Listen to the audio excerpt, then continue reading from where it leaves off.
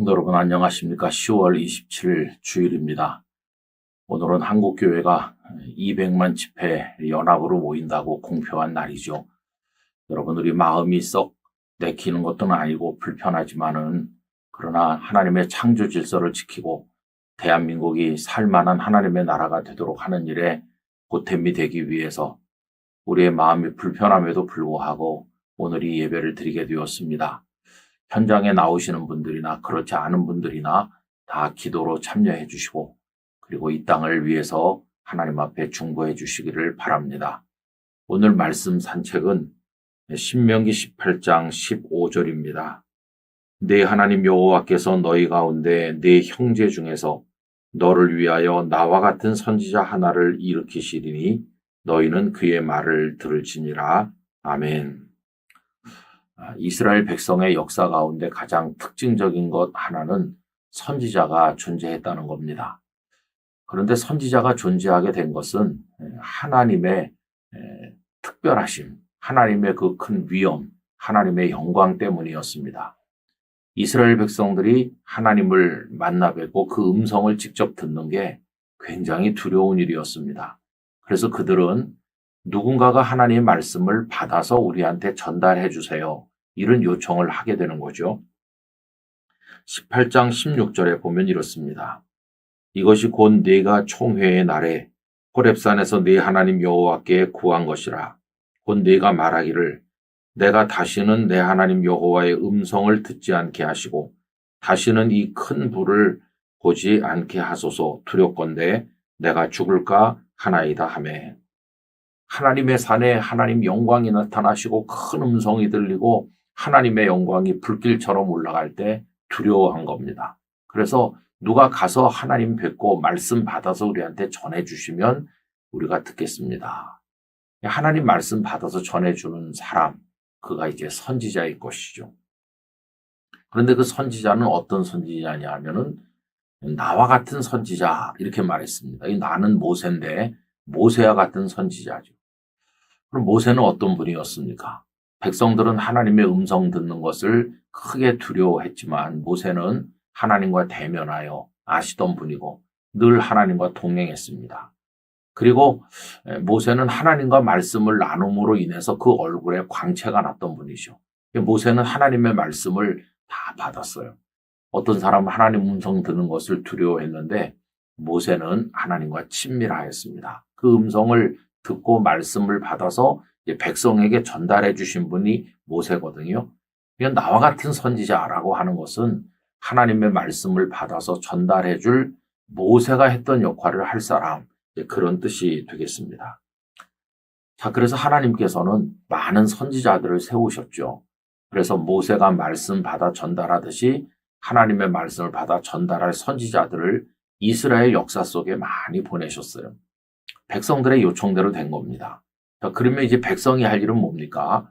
그 선지자를 통해서 전달된 하나님의 말씀에 경청하고 순종하는 겁니다.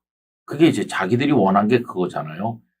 선지자가 말씀을 받아서 전해주기를 원했으면 그 말씀을 잘 듣고 순종해야 되는데 여러분 이 사람들은 하나님 말씀을 경청하지 않았어요. 잘 듣지 않았어요. 이게 이스라엘 백성들의 큰 죄악이었습니다. 그래서 마태복음 23장 25절에 예수님의 책망이 나오죠. 그러므로 의인 아벨의 피로부터 성전과 제단 사이에서 너희가 죽인 바라게의 아들 사가랴의 피까지 땅 위에서 흘린 의로운 피가 다 너희에게로 돌아가리라. 하나님의 선지자들을 얼마나 많이 죽였는지 몰라요. 이게 이스라엘 백성들의 치명적인 죄 중에 하나입니다.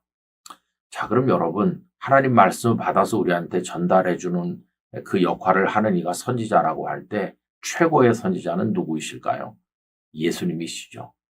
성부, 성자, 성령 삼위일체 하나님이신데 하나님을 가장 잘 아는 하나님 자신이신 분이 사람 몸을 입고 이 땅에 오셨잖아요. 그래서 성자 예수님은 선지자들 중에 선지자입니다.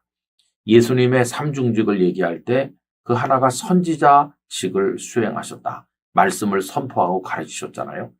그래서 예수님 말씀을 잘 듣는 게 가장 중요한 것이죠. 마태복음 17장 5절에 이런 말씀 나옵니다. 말할 때에 호련히 빛난 구름이 그들을 덮으며 구름 속에서 소리가 나서 이르시되 이는 내 사랑하는 아들이요 내 기뻐하는 자니 너희는 그의 말을 들으라 하는지라. 너희는 그의 말을 들으라. 예수님이 전해주신 말씀이야말로 하나님의 말씀 그 자체인 것입니다. 그래서 여러분, 우리는 하나님 말씀 잘 청종해야 됩니다. 특별히 예수님의 말씀을 잘 받아야 됩니다. 주의 종들이 전해주는 말씀도 귀담아 들어야 됩니다. 그렇게 할 때 우리는 말씀의 사람으로 하나님의 뜻을 이룰 수 있게 될 것입니다. 오늘 모든 분들에게 하나님의 은혜가 충만한 복된 주일 되기를 진심으로 기원합니다. 존귀하신 아버지 하나님, 모세와 같은 선지자를 보내주신다고 하시면서 하나님의 음성을 듣고 백성에게 전달하는 많은 선지자들이 있었습니다. 그러나 백성들은 그 음성을 청종하지 않고 선지자들을 죽이기까지 하는 악을 행하였습니다. 최고의 선지자는 주님이신데 우리 주님의 말씀을 귀담아 듣는 저희들이 되게 하여 주옵소서. 각자가 자기 사역을 쫓을 스승을 많이 두고 귀를 닫고 하나님의 음성을 듣지 않습니다. 대한민국 국민들을 불쌍히 여겨주시고 오늘 연합 예배 가운데 하나님의 뜻을 드러내어 주옵소서. 예수님 이름으로 기도드리옵나이다. 아멘. 성도 여러분 안녕하세요. 10월 28일 월요일입니다. 새로운 한 주간을 주님 안에서 잘 지내시고 새로운 달 11월을 기쁨으로 맞이하기를 원합니다. 오늘 말씀 산책은 신명기 19장 16절부터 읽도록 하겠습니다. 만일 위증하는 자가 있어 어떤 사람이 악을 행하였다고 말하면 그 논쟁하는 쌍방이 같이 하나님 앞에 나아가 그 당시의 제사장과 재판장 앞에 설 것이요. 재판장은 자세히 조사하여 그중 그 증인이 거짓 증거하여 그 형제를 거짓으로 모함한 것이 판명되면 그가 그의 형제에게 행하려고 꾀한 그대로 그에게 행하여 너희 중에서 악을 제하라. 19절까지 말씀을 읽었습니다. 이 신명기 19장 앞에 보면 도피성에 관한 이야기가 나옵니다. 도피성은 요단강을 기준으로 동쪽과 서쪽에 각기 3개씩 있었습니다. 도피성은 레위 사람들이 사는 성읍 중에서 6개를 고르게 하신 것이죠. 그 목적은 사람을 죽였는데 고의가 아닌 실수로 부지 중에 사람을 죽인 자가 도피할 수 있도록 하기 위해서 성 6개를 정해놓은 것이었습니다. 그 도피성 제도에서 핵심은 고의성 여부입니다. 고의로 사람을 죽인 사람은 절대로 살려두지 말라고 하셨습니다. 정말 고의가 아닌 실수로 부지 중에 그런 사고가 나면 도피성에 가서 당시 대제사장이 세상을 떠날 때까지 머물도록 하셨던 것이죠. 그래서 도피성 제도에서 관건은 고의였느냐 실수였느냐 이게 관건입니다. 근데 그거는 마음의 문제이면서 또 사실의 문제이기도 하죠. 문제가 됐는데 이제 재판을 받거나 이제 뭔가 이렇게 상황이 벌어졌을 때 그때 등장하는 사람들이 증인이겠죠. 어떤 사람이 저 사람이 저지른 행위는 저게 고의다 아니면 실수다 내가 증인이다 이렇게 할 때 그 증인의 말이 진실하지 않으면 아주 심각한 문제를 가져오는 게 아니겠습니까? 우리가 말씀을 읽어보면 하나님께서는 죄가 있느냐 없느냐 하는 그 자체보다 더 심각하게 여기시는 것이 진실하냐의 여부였다고 생각합니다. 여러분 회개의 정신이 그런 거죠. 어떤 사람이 죄를 범했다 칩시다. 그래도 그가 나는 죄를 범한 적이 없어요. 죄인이 아니에요 라고 끝까지 발뺌을 하면 그는 살 길이 없습니다. 그러나 제가 죄인입니다. 저를 용서해 주십시오 라고 회개를 할 때 다시 말하면 진실하게 고백할 때 용서를 받는 것이죠. 그래서 하나님 앞에 아주 중요한 가치는 진실성이라고 하는 것입니다. 재판이 벌어졌는데 어떤 범인이 끌려 나왔는데 증거하는 자가 거짓 증거를 한다면 그래서 그 범인이라고 지목된 사람이 사실은 범인이 아니라면 이건 또 다른 악이 되지 않겠습니까? 그래서 오늘 읽은 말씀에 보면 그 증인에 관한 이야기를 말씀하는 것을 볼 수 있습니다. 그때 그 위증의 문제, 거짓된 증언, 이건 아주 굉장히 심각한 것이죠. 한 사회가 건강한가를 보려면 여러 가지 척도가 있을 수 있습니다만은 그 진실함의 문제는 정말 중요한 사회의 건강 지수를 표시하는 증거라고 생각됩니다. 성도님들도 그렇게 느끼시겠지만 저는 요즘 우리 대한민국을 보면서 이 거짓의 문제가 정말 심각하다고 생각합니다. 뭐 욕심에 따라서 뇌물을 주고받기도 하고 또 여러 가지 좋지 않은 일을 할 수도 있다고 칩시다. 근데 문제는 모두가 다 거짓을 말한다는 겁니다. 재판이 진행되는 과정이나 일상에서 살아가는 과정이나 죄를 범한 사람도 증거를 제시한다는 사람도 없는 얘기를 만들어내거나 있는 얘기를 없애거나 이런 거짓의 이야기들이 난무하고 있어요. 어디까지가 진실이고 어디까지가 거짓인지 판별하기 어려운 지경에 우리가 서해 있습니다. 여러분 정말 대한민국의 그 진실성 여부 이건 정말 심각한 것입니다. 특별히 공인들의 경우에 진실성은 생명과도 같은 것입니다. 그래서 정치인이든지 경제인이든지 또 혹은 유력한 사람들의 주목을 늘 받는 입장에 있는 사람이 진실을 말하지 않으면 정말 참 큰일인 것이죠. 온 국민을 호도하고 잘못된 인식을 심어주게 될 것이고 또 다른 사회 구성원들도 저렇게 거짓말을 해도 되는구나. 이렇게 위기를 모면할 수 있구나. 이런 인식을 심어준다는 것은 정말 잘못된 것이죠. 여러분 그래서 우리 안에서 거짓을 제해야 될 것입니다. 아담과 하와가 선악을 알게 하는 나무 열매를 따먹었을 때도 그래요. 이거 왜 먹지 말라는 걸 먹었느냐 하셨을 때 하나님 죄송합니다. 제가 먹지 않았어야 되는데 먹었습니다. 그냥 이렇게 진실하게 고백했으면 좋았을 텐데 둘러대잖아요. 하나님께서 내게 주신 여자가 주어서 먹었습니다. 이런 식으로 둘러대요. 자기는 빠지려고 그래요. 모든 것에 다 그렇죠. 여러분 어떻게 하면 우리 속에 진실을 불러일으킬 수 있을 것일까?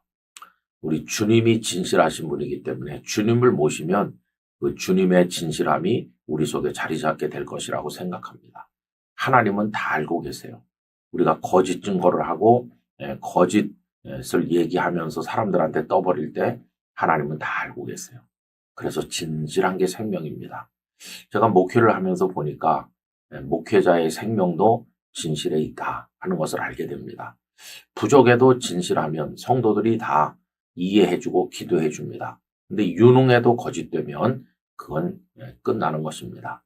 우리 안에 참된 진실이 자리 잡을 수 있도록 우리 모두 기도하며 나가기를 원합니다. 대한민국 사회가 진실한 사회가 되도록 다 같이 기도해 주시기를 바랍니다. 존귀하신 아버지 하나님, 하나님 앞에서 진실하기를 원하나이다. 또 사회생활 속에서 거짓 증거를 하고 거짓된 말을 일삼는 이런 사회적 풍조가 모두 다 제거되기를 원합니다. 대한민국이 진실하게 하여 주옵소서. 저희 그리스도인부터 하나님 앞에 사람 앞에 진실되게 하여 주옵소서. 예수님 이름으로 기도하옵나이다. 아멘. 성도 여러분 안녕하세요. 10월 29일 화요일입니다. 오늘 말씀 산책은 신명기 20장 1절입니다. 내가 나가서 적군과 싸우려 할 때에 말과 병거와 백성이 너보다 많음을 볼지라도 그들을 두려워하지 말라. 애굽 땅에서 너를 인도하여 내신 네 하나님 여호와께서 너와 함께 하시느니라. 아멘. 우리 앞에는 늘 큰 적들이 있습니다. 적이 연약하면 적이라고 하지 않아도 될 텐데 우리 힘으로 이기기 어려운 적일 때가 많이 있습니다. 성경에도 그런 경우가 많이 있었죠. 출애굽을 해야 될 이스라엘 백성들에게 애국 군대는 감당하기 어려운 적이었습니다. 다윗에게는 골리앗이 그러했고요. 연약한 나라 남왕국의 왕인 히스기야에게 막강했던 아수르의 사네리방의 18만 5천 명의 군대는 이기기 어려운 적이었습니다. 예수님 승천하신 이후에 제자들에게는 그 예루살렘의 대제사장 백성의 장로 등을 비롯한 유대주의자들을 극복하고 로마의 권력을 극복하고 복음을 전도해야 될 사명이 있었는데 이거 정말 큰 적에 에워싸여 있는 상황이었습니다. 우리나라도 그렇죠. 6.25 전쟁, 소련군 탱크를 앞세운 김일성의 세력은 이기기 어려운 적이고 또 전후에도 보면 가난했고 무지했는데 이것도 힘든 적이었습니다. 여러분, 이렇게 어려운 적들에 에워싸이고 나는 우리에게 하나님께서 주시는 말씀은 무엇일까요? 성경에 일관되게 나와 있는 말씀은 두려워하지 말라 하는 겁니다. 홍해 앞에 선 이스라엘 백성들에게 하나님께서 주신 말씀을 보면 출애굽기 14장 13절, 모세가 백성에게 이르되 너희는 두려워하지 말고 가만히 서서 여호와께서 오늘 너희를 위하여 행하시는 구원을 보라. 모세가 말한 걸로 되어 있지만 우리는 하나님께서 모세를 통해 주신 말씀으로 받고 있습니다. 또 요단강을 넘어 가나안 땅을 점령해야 될 여호수아에게 주신 말씀, 여호수아 1장 9절입니다. 내가 네게 명령한 것이 아니냐? 강하고 담대하라. 두려워하지 말며 놀라지 말라. 네가 어디로 가든지 네 하나님 여호와가 너와 함께 하느니라 하시니라. 풍랑을 만난 제자들에게 예수님께서 주신 말씀, 마가복음 6장 50절입니다. 그들이 다 예수를 보고 놀람이라. 이에 예수께서 곧 그들에게 말씀하여 이르시되 안심하라. 내니 두려워하지 말라 하시고. 여러분, 이처럼 하나님께서는 일관되게 두려워하지 말라고 하십니다. 고린도에서 전도하는 사도 바울에게도 그렇게 말씀하셨고요. 그럼 하나님께서 이렇게 두려워하지 말라 말씀하시는 근거가 뭡니까? 그것은 너희들의 적보다 더 큰 내가 있지 않느냐, 바로 이것입니다. 하나님은 가장 크시고 가장 강하신 분이시므로 우리의 적이 크다 할지라도 하나님보다 더 클 수는 없고 우리의 적이 강하다 할지라도 하나님보다 더 강하지는 않으므로 우리는 하나님을 신뢰하고 두려워하지 말아야 된다는 것입니다. 여러분, 이게 믿음을 적용하는 삶이죠. 우리 모두 두려워하지 말고 하나님을 의지합시다. 하나님께 도움을 구합시다. 그 더 크신 하나님께서 하나님의 지혜와 능력과 권세로 우리의 적을 물리치고 우리를 해방하시고 적을 물리쳐 주시는 승리를 맛보게 하시는 그런 은총이 넘치기를 간절히 기원합니다. 하나님은 강하시다. 이거 우리의 믿음이 되기를 진심으로 축원합니다. 아버지 하나님, 참 많고도 큰 적들에 에워싸여 두려움에 떨고 고통받는 저희들인데 하나님께서는 두려워하지 말라고 하십니다. 저희에게 하나님을 신뢰하는 믿음을 주시옵소서. 하나님이 가장 강하고 크신 분임을 믿게 하여 주시옵소서. 그래서 하나님의 능력을 통해 어떤 적이라도 이기고 하나님의 승리에 참여하는 기쁨을 허락하여 주옵소서. 주 예수님의 이름으로 기도드리옵나이다. 아멘. 10월 30일 수요일이 되었습니다. 오늘도 평안한 하루가 되시기를 바랍니다. 우리들의 말씀 산책은 신명기 21장 20절로 21절입니다. 그 성읍 장로들에게 말하기를 우리의 이 자식은 완악하고 패역하여 우리 말을 듣지 아니하고 방탕하며 술에 잠긴 자라 하면 그 성읍의 모든 사람들이 그를 돌로 쳐 죽일지니 이같이 네가 너희 중에서 악을 제하라. 그리하면 온 이스라엘이 듣고 두려워하리라. 오늘 읽은 이 말씀은 좀 특이합니다. 요즘의 젊은 부모들은 도저히 이해할 수 없는 말씀이라고 여길 것입니다. 젊은 부모 세대뿐만이 아니라 부모된 모든 사람들은 이 말씀을 머리로는 이해하지만 심정적으로 이해하기는 어려울 것이라고 생각합니다. 부모는 자신이 죽어서라도 자식을 살리고 싶은 마음을 가진 것인데 오늘 말씀은 그 반대로 자식을 죽이는 이야기를 담고 있기 때문입니다. 어떤 가정에 자녀가 있는데 밤낮 술을 마시고 아주 못되게 굴고 부모를 거역하고 패역을 행하면 그 부모가 자식을 성문으로 데려가서 그 성에 있는 사람들에게 내 자식이 패역하고 불순종하고 아주 못됐습니다 라고 말하라는 겁니다. 그러면 성의 모든 사람이 그 못된 자녀를 돌로 쳐서 죽이라. 이게 오늘 이제 말씀이죠. 실제로 이런 일이 있었을까 상상하기 어려운 말씀을 하나님께서 주셨습니다. 그럼 여러분, 현실성이 없어 보이는 이런 말씀을 하나님께서 주신 이유는 무엇일까요?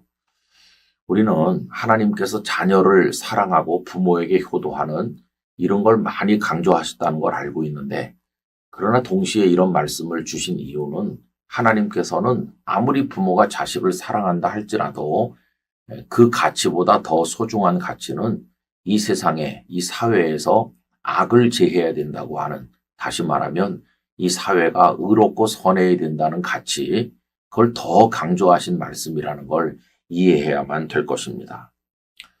우리는 평소에 하나님께서 악을 얼마나 미워하시는지에 대해서 간과할 때가 많습니다. 하나님은 사랑이라고만 말하다 보니까 하나님이 악을 얼마나 미워하시고 심판하여 제거하시는지를 생각을 못할 때가 많이 있습니다.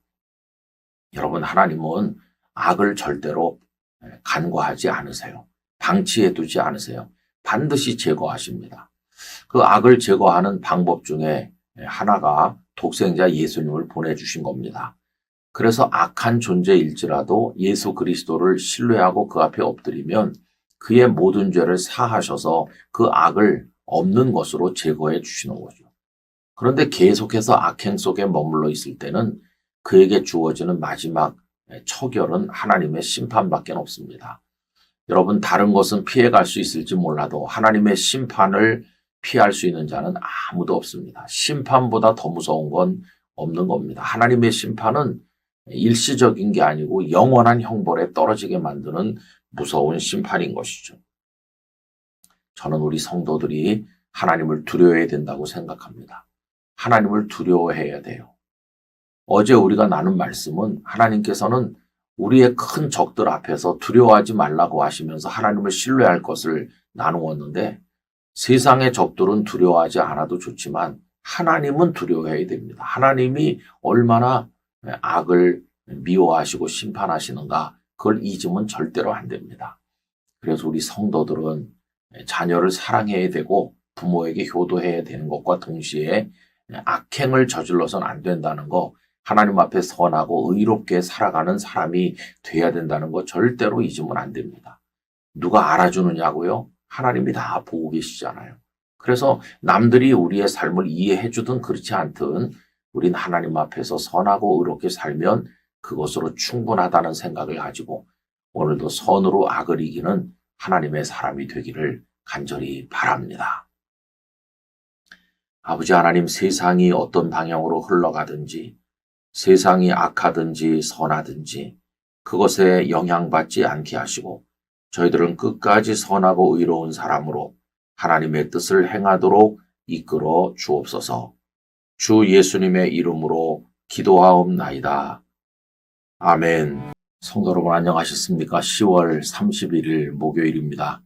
10월 한 달 동안 수고 많으셨지요? 하나님의 은혜로 한 달을 살았습니다.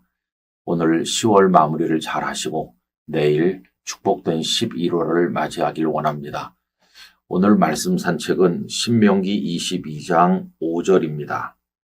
여자는 남자의 의복을 입지 말 것이요 남자는 여자의 의복을 입지 말 것이라. 이같이 하는 자는 내 하나님 여호와께 가증한 자이니라. 아멘. 예전에는 남자 의복과 여자 의복이 분명하게 구분되어 있었습니다. 그런데 언제부턴지 남녀 공용이란 이름으로 남자 옷을 여자가 입고 여자 옷을 남자가 입게 되었습니다. 그런데 오늘 읽은 말씀에 보면 하나님께서는 남녀가 혼복하지 말라고 옷을 그렇게 입지 말도록 말씀을 하고 계시죠. 여러분, 이것은 정체성과 관련된 대단히 중요한 문제입니다.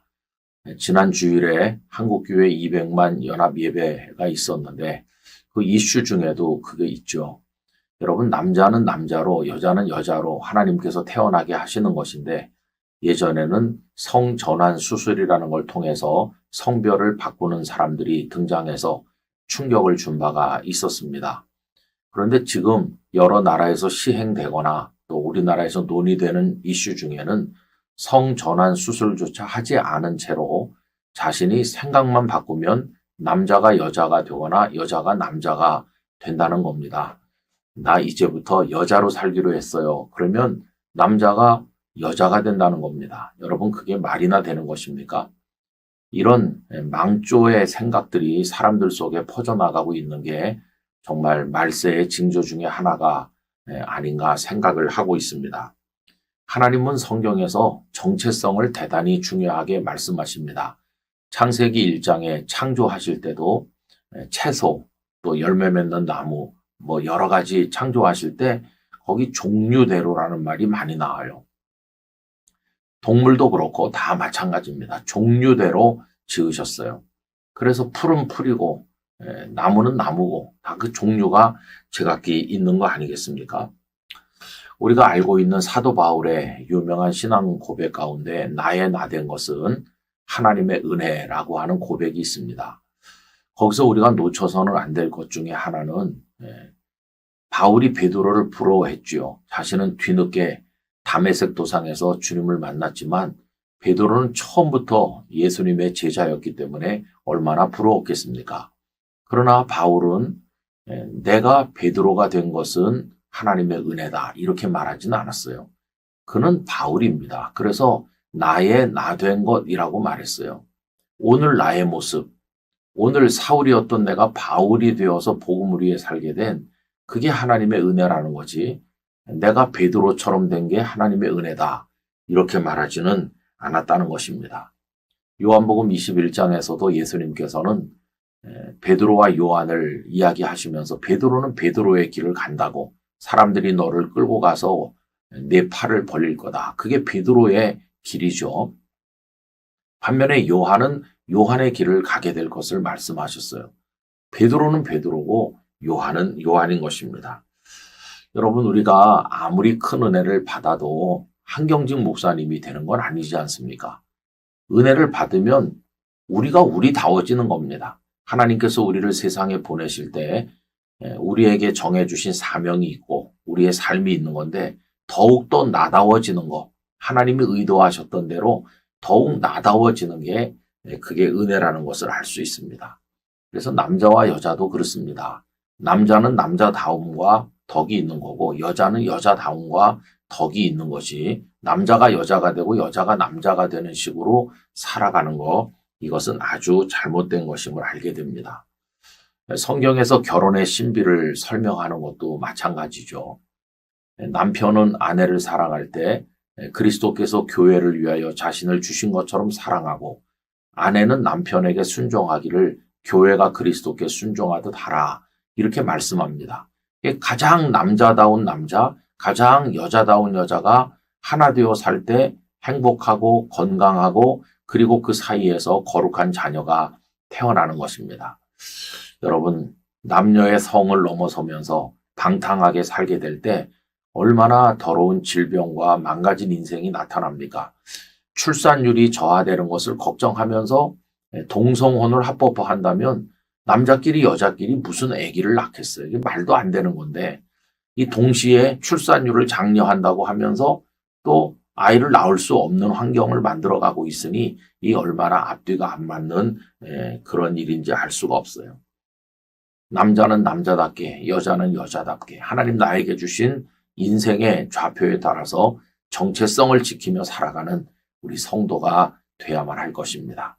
성도 여러분, 세상이 요지경이지만 우리는 흔들림 없이 하나님의 말씀을 따라 살기를 간절히 기원합니다. 거룩하시고 사랑이 풍성하신 하나님 아버지, 저희의 마음을 붙들어 주시기를 원합니다. 혼돈과 어지러움 속에 저희들이 살고 있습니다. 10월 한 달도 그러한 나날이었지만 하나님의 은혜로 오늘까지 살아올 수 있었습니다. 저희를 인도하신 하나님께 진심으로 감사를 드립니다. 하나님께서 창조하신 질서를 따라 거룩한 정체성을 따라 남자는 남자답게 여자는 여자답게 우리 각자에게 주어진 인생의 길을 걸어가도록 도우시고 우리 사회를 무너뜨리려고 하는 악한 세력으로부터 이 나라와 백성과 가정을 건져 주옵소서. 11월을 아름다운 달로 맞이하여 복된 열매로 채워나가는 저희 모두가 되도록 은혜를 주옵소서. 예수님 이름으로 기도하옵나이다. 아멘. 성도 여러분 안녕하세요. 11월 1일 금요일입니다. 올해도 이제 2달밖에는 남질 않았습니다. 올여름은 워낙 더웠고 또 늦게까지 더웠죠. 그래서 가을 단풍도 과거보다 못하다는 이야기도 하고 있습니다. 계속 여름인 게 아닌가 생각을 했지만 벌써 11월이 되었고 이제는 가을도 조금씩 깊어져서 겨울을 준비하는 때가 되었습니다. 저는 11월이 되면 참 마음이 조금 스산해집니다. 아, 올해가 얼마 남지 않았구나 하는 생각이 마음을 무겁게 하기 때문이죠. 여러분 얼마 남지 않았기 때문에 올해를 더 밀도 있게 남은 시간을 잘 살아서 하나님의 뜻을 이루어야만 되겠습니다. 11월 한 달 동안 성도님들의 가정에 하나님의 평강이 함께 하시기를 바랍니다. 오늘 우리들의 말씀 산책은 신명기 23장 21절에서 23절까지 말씀입니다. 네 하나님 여호와께 서원하거든 갚기를 더디하지 말라. 네 하나님 여호와께서 반드시 그것을 내게 요구하시리니 더디면 그것이 내게 죄가 될 것이라. 내가 서원하지 아니하였으면 무죄하리라. 그러나 내 입으로 말한 것은 그대로 실행하도록 유의하라. 무릇 자원한 예물은 네 하나님 여호와께 내가 서원하여 입으로 언약한 대로 행할지니라. 아멘. 서원은 백성이 하나님을 향해서 약속한 것입니다. 그런데 그 서원과 관련해서 죄가 되는 경우들이 있습니다. 첫째는 서원한 대로 이행하지 않을 때입니다. 당연히 하나님 앞에 속임의 죄가 되니까 그것은 잘못된 것이죠. 예를 하나 든다면 고르반 같은 게 있습니다. 예수님 당시에 유대인들이 그렇게 했던 것으로 보이는데요. 어떤 사람이 이렇게 하는 거죠. 아버지, 어머니, 제가 아버지, 어머니의 은혜를 생각을 해서 이번에 생신이 돌아올 때 이러이러하게 선물을 해드리도록 하겠습니다. 부모님께서 굉장히 기뻐하십니다. 그때가 오기를 기다리는 겁니다. 그런데 그날이 오기 조금 전에 찾아가서 말씀드리는 거죠. 아버지, 어머니 죄송합니다. 제가 부모님께 해드리려고 마음에 작정한 것이 있었는데 그만 하나님께 바쳐야 될 일이 생겨서 그것을 하나님께 드렸습니다. 어떡하죠? 이렇게 하면 하나님을 경외하는 부모님이 하나님께 드렸다는 자식을 어떻게 책망할 수가 있겠습니까? 그래, 하나님께 바쳤으면 잘했지라고 말하게 될 것입니다. 그런데 이 아들은 하나님께 바친 그 예물을 도로 찾아온다는 겁니다. 제사장을 찾아가서 지난번에 바쳤던 거 도로 찾아가겠습니다. 물론 그 중에 일부를 놓고 가겠죠. 그러면 그건 하나님께 대한 온전한 예물도 아니고 또 도로 찾아가지고 갔으니 부모님께 해드릴 걸 해드리지도 않은 것이니까 사악하기 이를 데가 없는 것입니다. 고르반 하나님께 드림이 되었다. 이렇게 둘러대면서 부모님께 했던 언약을 저버리는 것이고 하나님께도 제대로 하지 않는 것이죠. 여러분 이건 가증한 속임수라고 할 수 있는데 여러 가지 교묘한 방법으로 하나님께 서원했던 것을 나중에 후회하면서 그걸 지키지 않으려고 하는 꼼수를 많이 썼던 게 사실이었습니다. 하나님께서는 이런 행위를 미워하십니다. 하나님께 그것이 무엇이든지 서원했으면 그걸 반드시 이행해야 되는 것이죠. 그 다음에 서원과 관련해서 두 번째 죄가 되는 것은 그 서원을 자꾸 미루는 것입니다. 나중에라도 하면 되는 거 아니겠어? 이렇게 하면서 자꾸 뒤로 미루면 그것이 죄가 된다고 말씀하셨어요. 오늘 읽은 본문에 보면 서원하거든 갚기를 더디하지 말라 하셨고요. 더디면 그것이 네게 죄가 되리라. 여러분 서원을 했으면 최우선 해서 하나님 앞에 그 서원을 이행해야 됩니다. 시간이 중요한가 언제라도 하면 되지라고 생각하지만 이건 마음에 관한 것입니다. 이스라엘 백성들이 첫 곡식을 하나님 앞에 드리지 않습니까? 곡식을 거두었을 때 나중 걸 드릴 수도 있지만 처음 걸 드리는 거예요. 첫 마음. 이건 하나님을 최우선으로 하고 있다는 증거인 것입니다. 그래서 여러분 예전에 수입이 생기면 제일 먼저 11조 예물부터 구별해 놓았어요. 그리고 나머지를 가지고 사는 거죠. 살다가 남는 것으로 11조를 드리는 게 아니고 11조 예물을 제일 먼저 떼놓는 그 마음은 하나님을 가장 소중히 여기겠다 하는 그런 다짐을 의미하는 것이므로 중요한 것입니다. 성도 여러분, 여러분의 인생 목록에 하나님의 순위가 몇 번째쯤 되십니까? 하나님은 여러 다른 것들이 앞에 있고 뒤에 밀려 있는 것은 아닙니까? 여러분 그렇게 하면 안 됩니다. 하나님이 1번이십니다. 내 자식을 사랑하고 내가 사랑하는 것들이 많이 있어도 그것들이 1번일 수는 없습니다. 하나님이 최우선이고 나머지는 그 다음입니다. 왜냐하면 하나님께서 우리를 최우선으로 사랑하셔서 독생자까지 주셨기 때문입니다. 그러므로 우리도 하나님께 무엇인가를 서원한 게 있으면 그것이 예물이라면 어떻게 해서든지 먼저 하나님 앞에 드리고 그것이 헌신이라면 그걸 먼저 이행하고 그 다음에 나머지를 할 수 있는 그런 마음의 질서를 가지고 하나님을 살아가는 사람이 되어야 하겠습니다. 여러분 11월 한 달 동안 하나님 최우선으로 살아가게 되길 바랍니다. 아버지 하나님, 하나님께 서원한 것은 반드시 이행하게 하시고 최우선으로 이행하게 하셔서 하나님 중심으로 살아가는 저희 모두가 되게 해 주옵소서. 예수님 이름으로 기도드립니다. 아멘. 성도 여러분 안녕하세요. 11월 2일 토요일입니다. 어느덧 한 주간이 지났고 내일 11월의 첫 주일을 맞이합니다. 오늘 잘 준비하셔서 하나님께 아름다운 예배자가 되기를 원합니다. 오늘 말씀 산책은 신명기 24장 14절 15절입니다. 곤궁하고 비난한 품꾼은 너희 형제든지 내 땅 성문 안에 우거하는 객이든지 그를 학대하지 말며 그 품삯을 당일에 주고 해진 후까지 미루지 말라. 이는 그가 가난함으로 그 품삯을 간절히 바람이라. 그가 너를 여호와께 호소하지 않게 하라. 그렇지 않으면 그것이 내게 죄가 될 것임이라. 아멘. 신명기 24장에는 사랑과 긍휼에 관한 말씀이 많이 나오고 있습니다. 그래서 어려운 사람들을 어떻게 긍휼히 여기고 돌봐줘야 되는지 하는 말씀들이 다양하게 나옵니다. 어떤 사람이 아내를 맞이했는데 군대를 가야 될 상황이 오면 그 아내와 지나는 시간을 배려해주기 위해서 1년 동안은 징집하지 말라는 말씀도 나와 있습니다. 또 그런가 하면 어떤 사람이 돈을 빌리면서 그 저당물을 내주는데 어떤 물건을 저당 잡힐까를 돈 구워주는 자가 결정하지 말고 돈을 빌리는 사람이 결정하게 했습니다.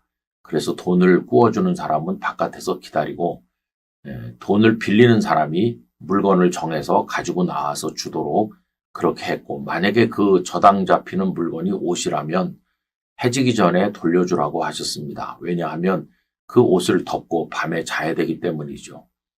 또 오늘 읽은 말씀에 보면은 품꾼을 배려하는 말씀이 나오는데 품꾼은 정말 어려운 사람이죠. 하루살이 같이 오늘 일해서 오늘 먹고 사는 사람인데 그래서 품꾼을 멸시하지 말고 그 품꾼에게 줘야 될 품삯을 미루지 말라고 바로바로 금방금방 주라고 그런 말씀도 말씀하고 있습니다. 그런가 하면 객이나 고아나 과부를 돌보라 하는 말씀도 있죠. 여러분 이렇게 여러 가지 다양한 말씀을 통해서 기본적으로 우리 속에 사랑의 마음, 긍휼의 마음이 있어야 될 것을 가르쳐 주십니다. 출소자들을 위해서 수고하시는 어느 장로님께서 이런 말씀을 하셨습니다. 그 지역에 적십자사 직원들이 종종 오셔서 도와주시는데 그분들은 예수님을 믿는 사람도 아닌데도 굉장히 기쁨으로 잘 섬겨주신다 하는 말씀을 하셨어요. 근데 이분이 그 얘기를 한 번 하고 그치신 것이 아니라 여러 차례 반복하는 걸 보니 주님을 믿지는 않지만 사랑으로 섬기는 그 적십자사 직원들을 통해서 굉장히 감동을 받으신 것 같았습니다. 여러분, 남을 배려하고 긍휼히 여기고 사랑하는데 누가 그런 사람들을 싫어하고 미워할 수가 있겠습니까? 근데 저는 목회를 하면서 가끔 그 반대 경우도 보았어요. 교회 장로님인데도 불구하고 어려운 사람을 돕는 이 아이가 나왔을 때 도울 필요가 없다는 겁니다. 그 사람이 어려운 처지에 떨어진 데는 자기 책임도 크기 때문에 고생을 좀 해봐야 정신을 차린다는 식으로 이야기하면서 돕지 않는 게 도움된다. 이런 말씀을 하시는 걸 들었어요. 언뜻 논리적으로 말이 되는 것 같지만 그러나 그 마음이 참 차갑다는 생각을 이제 하게 되었는데 나중에 시간이 지난 다음에 오히려 그분이 남의 도움을 받아야 되는 처지가 되고 보니까 이거 정말 이상한 일이 아닐 수가 없었습니다. 여러분, 예수님께서는 모든 율법을 하나님을 사랑하고 이웃을 사랑하는 것으로 정리하시지 않았습니까? 그리고 또 눈에 보이는 형제를 사랑하지 않으면서 어떻게 눈에 보이지 않는 하나님을 사랑하겠느냐라는 말씀도 우리가 기억하고 있습니다. 그래서 기본적으로 사람들을 사랑하고 긍휼히 여기는 삶을 살아야 되겠습니다. 뭐 대단한 걸 우리가 하지는 못하지만 그냥 일상의 영역에서 하나님께서 우리에게 보내주신 어려운 이들을 위해 기도하고 우리의 마음을 나누고 작은 것이라도 베풀면서 함께하는 삶을 살아야 하는 것이죠. 자, 이렇게 할 때 우리가 좀 잊지 말아야 될 거 하나가 있는데 거기 꼭 우리의 몫이 들어있어야 된다는 겁니다. 교회 이름으로 했을 때 우리 교회가 했어 라고 생각하지만 그거는 교회가 한 것이지 내가 한 것이 아닐 수도 있는 것이죠. 이중표 목사님께서 수해가 났을 때 성도들에게 이야기해서 수해 헌금과 물품을 많이 모아가지고 가서 지방에 전달하고 기분이 흡족하셔서 돌아오고 있었는데 주님께서 마음에 꾸지람 하시더랍니다. 이건 네가 한 게 아니다. 성도들이 모은 것을 네가 전달만 했을 뿐이지 그 속에 너의 것이 들어있느냐 하는 책망을 주셔서 굉장히 많은 걸 깨닫고 회개했노라고 말씀하는 것을 들었습니다. 여러분, 그렇죠. 영락교회 이름으로 뭘 많이 하는데 그 속에 내 것이 들어있는지를 생각해 봐야 됩니다.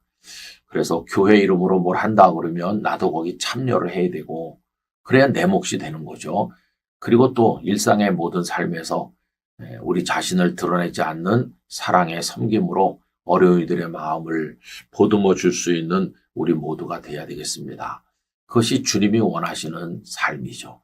우리가 대단한 직함을 가지고 특별한 일을 한다고 주님의 일을 하는 게 아니라 그런 소소한 곳에서 남이 알든지 모르든지 모든 걸 보고 계시는 주님 앞에서 우리의 삶을 그런 모습으로 만들어 간다면 그것이 진정한 성도의 삶이 아니겠습니까? 이 영상을 함께 하시는 모든 분들이 11월, 12월 앞으로 우리에게 남은 삶 동안 그런 따뜻한 마음으로 어려운 이들을 배려하며 살아가게 되길 간절히 기원합니다. 존귀하신 아버지 하나님, 저희들의 마음의 완악함과 좁음과 그리고 차가운 마음들을 다 제하여 주시고 예수님의 사랑, 긍휼, 자비, 따뜻하게 배려하고 도와주고 사랑해주는 그 마음을 저희에게 허락하여 주옵소서. 어떤 형태로든지 저희 주변에 있는 어려운 이들을 품어줄 수 있는 넓은 마음을 허락하여 주옵소서. 오늘 하루도 주께서 함께 하시고 잘 준비하여 내일 11월의 첫 주일 예배를 하나님께 영광으로 올려드리도록 은혜 주옵소서. 주 예수님의 이름으로 기도하옵나이다. 아멘.